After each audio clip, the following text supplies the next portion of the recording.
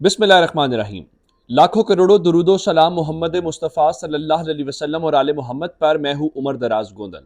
कल शाम 4 बजे के बाद इन्होंने वजीर आला हाउस को सील करना था, लेकिन आज शाम के बाद भी वो तो सील नहीं हुआ। लेकिन एक खबर जरूर है और वो ये है कि लाहौर का गवर्नर हाउस अमली तौर पर सील हो गया है। आज लाहौर के गवर्नर हाउस के बाहर पाकिस्तान तहरीक इंसाफ ने एक एहतजाज किया। बड़ा एहतजाज था, अच्छा क्राउड पाकिस्तान तहरीक इंसाफ वहां पे कवर करने में कामयाब हो गई। लेकिन वहां पे नून लीग का अपॉइंट करदा जो गवर्नर है वो गवर्नर हाउस के अंदर महसूर होकर रह गया। चूंकि कल ही विफाक ने फैसला कर लिया था वहां पे रेंजर्स डिप्लॉय करनी है, एफसी की गाड़ियां, पुलिस की भारी नफरी।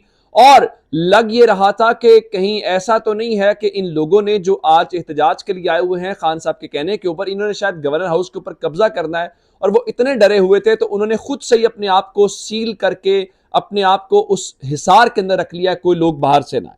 दूसरी जानिब असल मामला है चौधरी परवेज इलाही वाला कि वो क्या करते हैं। आज शाम को 1 घंटे के अंदर 2 बार मुलाकात हुई है इमरान खान की और चौधरी मोनिस इलाही की, और इन मुलाकातों के बाद मोनिस इलाही वहां से रवाना हो गए हैं। इसके बाद एक और जो इस मामले से जुड़ी हुई खबर है, चूंकि काफ लीग ने कल अपने 10 अरकान पूरे कर दिए थे, यानी 9 अरकान थे, एक रुकन उनका मुल्क से बाहर था और वो उस तरह से 10 के 10 पूरे काउंट किए गए। आज पाकिस्तान तहरीक इंसाफ की पार्लिमानी पार्टी का इजलास था और इमरान खान ने उससे खिताब भी किया है। और फवाद चौधरी साहब अब से थोड़ी देर पहले ये बता रहे थे कि पाकिस्तान तहरीक इंसाफ की पार्लिमानी पार्टी के अंदर 177 अरकान पूरे थे, यानी जिनका जो इनकी ख्वाहिश थी कि लोग कम होंगे वो बात नहीं बन सकी। इसी से खिताब करते हुए इमरान खान ने आज एक बार फिर इस्टेब्लिशमेंट को, अदलिया को, हर किसी को मुखातिब करते हुए कहा है कि अगर जल्द इंतखाबात ना करवाए गए तो मुल्क सबके हाथ से निकल जाएगा। अब भी मौका है, अब भी चीजों को ठीक किया जा सकता है। उन्होंने कहा ये हमें पहले चैलेंज करते थे कि जनाब असेंबलियां तोड़ें आप और देखें असेंबलियां तोड़ के हम इलेक्शन पे चले जाएंगे। खान साहब ने कहा हमने फिर इनके चैलेंज को कबूल कर लिया और हम असेंबलियां तोड़ने की तरफ आ गए हैं। और वो वक्त और ये वक्त है, उसके बाद ये दो तहरीके अदम एतमाद, दो तहरीके जिसमें एक तहरीके अदम एतमाद है और एक एतमाद वाली है, तो ये दोनों ले आए। उसके बाद खान साहब ने आज एक और जो बात की वो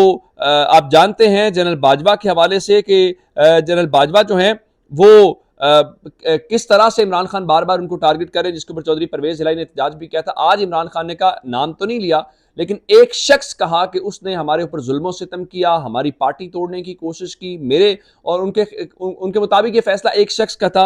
इमरान खान इस बारे में क्या कहा, जरा सुन लीजिए। लेकिन एक आदमी, और वो कौन था जिसको अरशद शरीफ शहीद कहता था, वो कौन था? वो एक आदमी वो फैसला कर बैठा था कि जनाब मैंने इस पार्टी को खत्म करना है, इमरान खान को खत्म करना है, डिस्क्वालीफाई किसी तरह करना है, केसेस करने हैं, मेरी पार्टी के ऊपर केसेस करने हैं। और फिर मुझे आखिर में प्लान बनाया गया कि मुझे रास्ते से हटाया जाए। पता चला कि कोई केस भी काम नहीं कर रहा, इलेक्शंस धांधली के बावजूद भी हम जीत रहे हैं, तो फिर फैसला किया गया यानी मार के रास्ते से हटाया जाए। हमारा कसूर क्या था?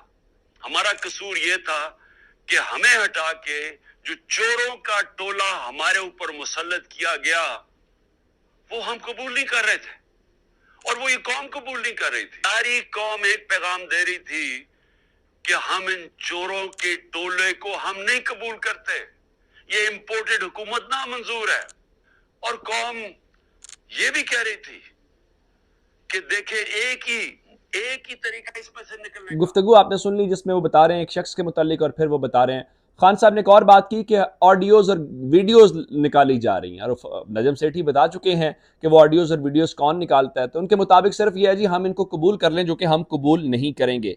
दूसरी जानिब चूंकि परवेज इलाही साहब की, मोनिस इलाही की बात हो रही है, तो चौधरी परवेज इलाही के नंबर टूटने थे, यानी शुजात साहब ने तोड़ने थे, वो नंबर टूटने की बजाय अपनी पार्टी ही उन्होंने तोड़नी शुरू कर दी है। और कामिल अली आगा जो सेनेट के मेंबर हैं, काफली के सेनेटर हैं, वो चौधरी परवेज इलाही ग्रुप का हिस्सा है। आज उनकी बुनियादी रुकनीत खत्म करते हुए उनको पार्टी से निकालने का एक एलामिया जारी किया गया।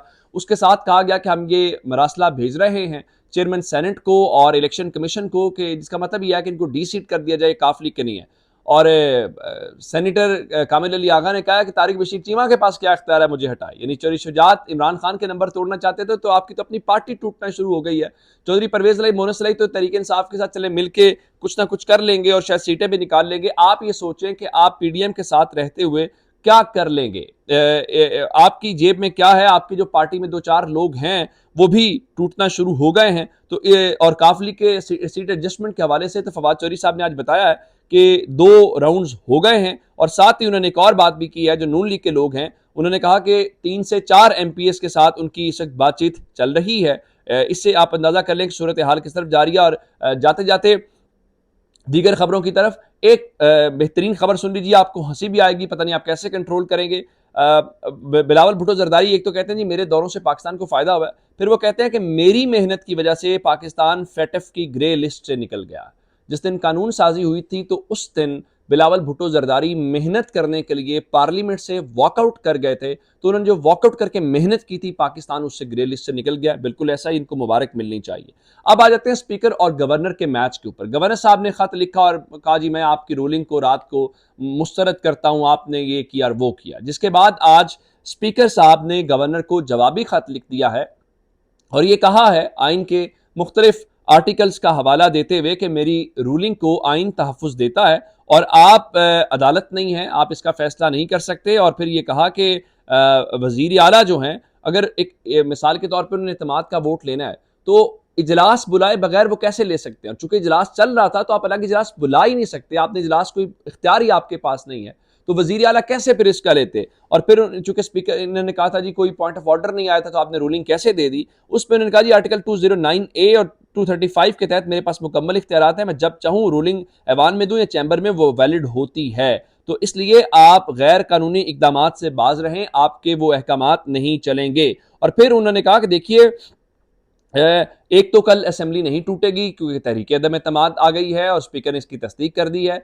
उसके ऊपर हम पहले करवाएंगे। फिर उन्होंने कहा कि ये जो डी नोटिफाई करने वाला तमाशा है ये आप करना चाहते हैं तो कर लें, लेकिन डी नोटिफाई करने का ये सिलसिला होता तो हमारा भी सदर वाला खत तैयार था, जिसका मतलब ये था कि ये डी नोटिफाई वजीर आला को करते और सदर साहब जो हैं वो वहां पे गवर्नर साहब का खेल तमाम कर देते। और यही बात फवाद चौधरी ने की, जब आपने गवर्नर लगाना था तब भी आप सदर की मिन्नतें तरले करते रहे, तो अगर अब हो जाता तो आपके साथ क्या होता फिर आपको समझ आनी थी। सदर ने एक बात आज जरूर की है, वो कुछ बच्चों से मिल रहे थे, उन्होंने कहा कि तमाम स्टेक होल्डर्स हैं उनको अपनी जाती अना एक साइड पर रख के अजीम मुल्की जो मफाद है उसको देखना होगा।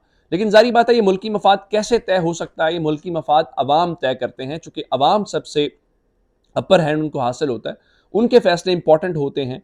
तो इस्लामाबाद की मकामी हुकूमत का इलेक्शन हो रहा था, उस इलेक्शन कैंपेन के ऊपर लोग अपना पैसा लगा चुके थे, इलेक्शन कैंपेन मुकम्मल हो चुकी थी, लेकिन हुकूमत ने अपने तौर पे कोशिश की कि हम उसको रोकें, नहीं रुका। फिर अदालत में गए तो अदालत ने कल अब यकजा कर दिया है। तो आज उन्होंने ऐवान से यानी पार्लियामेंट से इस्लामाबाद की मकामी हुकूमत का जो तरमीमी बिल है वो कसरते राय से मंजूर कर लिया है। यानी 101 यूनियन काउंसिल से उसकी तादाद 125 कर दी गई है, मेयर और डिप्टी मेयर के मुतालिक भी किया गया है। और इसका मतलब क्या है, इसका मतलब ये है कि अब आपने इसको, चूंकि कानून फौरी तौर पे नाफिजुल अमल होगा, इसका मतलब बहुत सादा सा है कि वो इलेक्शन जो 31 तारीख को होना है आज से 9वें रोज, उसको डिले करने का उन्होंने पूरा इंतजाम किया। अब यहाँ पे आके सिकंदर सुल्तान राजा को देखना है कैसे करते हैं। वो सिकंदर सुल्तान राजा जिनसे पूछा जाता है कि इलेक्शन करवाएंगे, कहते हैं हमारी तैयारी नहीं है।